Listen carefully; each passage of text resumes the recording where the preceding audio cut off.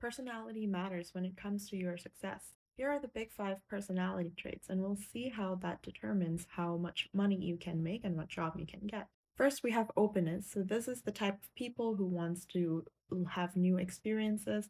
Conscientiousness is the people who are very organized and dependable, responsible people. Extroversion is people who, well, gain energy from talking to other people. And introverts are people who are not really gaining that much energy from other people, but rather from spending time by themselves. Agreeableness is how much you are trusting and helpful in nature. Neuroticism is kind of like a very stressful person, highly strung, and depending on where you're placed on each of these pillars, that kind of determines who you are as a person and how that affects your life. On the education side, let's look at three different groups: people who have high school degrees or lower, people who are college dropouts, and people who are college graduates.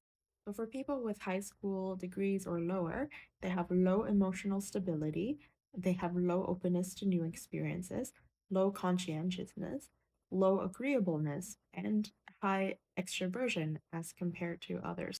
We can see this trend pretty consistent throughout for jobs as well. So, for blue collar jobs, and that's like your non-degrees jobs, and white collar jobs, which is your office jobs, like being a doctor, lawyer, investment banker, so on and so forth, we can see that for blue collar jobs, people tend to have lower emotional stability, openness, conscientiousness, agreeableness, and have higher extroversion. Whereas for white collar jobs, people are more emotionally stable, more open to new experiences, more conscientious, which means they're more organized, and they're more agreeable as well, as in they get along well with people.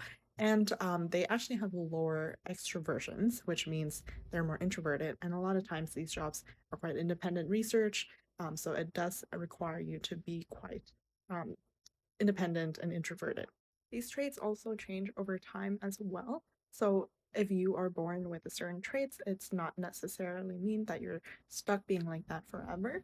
But your baseline or your start line is very important because it can only vary so much from there as you age. Here's the same study of personality done over 3 different years, 2005, 2009, and 2013. But we can see that the data shows pretty consistently all throughout the 3 years. Openness is least likely to change over the years, and then we also see conscientiousness increasing over the years, whereas extroversion decreases over the years.